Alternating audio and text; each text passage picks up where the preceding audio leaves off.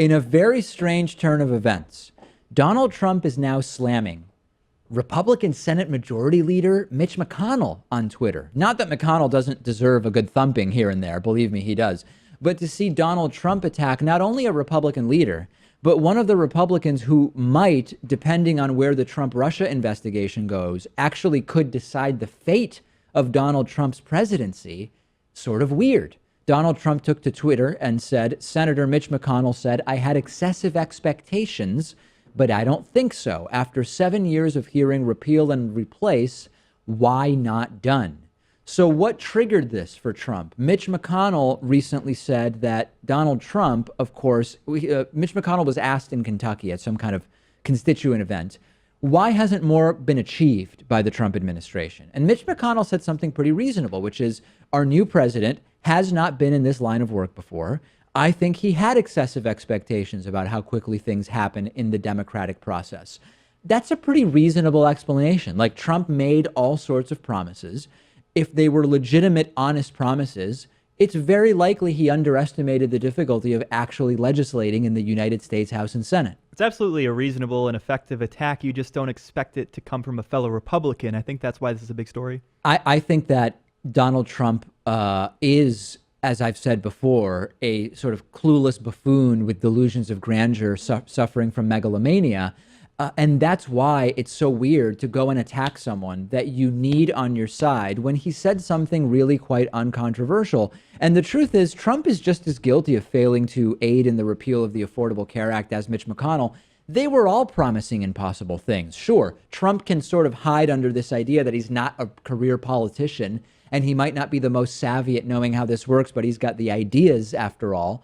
But he's just as guilty of promising impossible things. You know, for us on the left, it's nice because we can sit back and watch this go down. You know, we don't really have a stake in it either way. But I'd have to side with Trump here because everyone in Congress knew that Trump wasn't a policy wonk and he wasn't going to be cajoling different members of Congress and trying to get any sort of bill through. That was more the job of Congress, I think, especially having talked about it for 7 years. They've all failed. I don't think that there's a defense of Trump for me here, but they have all completely failed. And the other sort of odd thing is, I don't know if you've noticed this, Pat, all of the breaks that Donald Trump has taken from the 17-day golf vacation that we're in the middle of have been to talk about things where his position could be hugely damaging to endless numbers of people. In other words, he took a break from golf to threaten North Korea with fire and fury like we've never seen before, which presumably could lead to people dying. He came out to slam Mitch McConnell for not repealing Obamacare already, which would have caused tens of millions of people to end up without health insurance. And by most estimates, tens of thousands of people would have died from lack of health care. The big picture is that this is a silly fight for Trump to pick. If there's another one of these, if this ends up being another off-the-cuff comment, it's sort of short-sighted.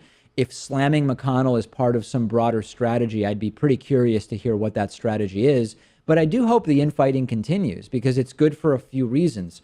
Number one, divided Republicans will get less disastrous legislation passed. The Obamacare repeal and replace is a good example of that.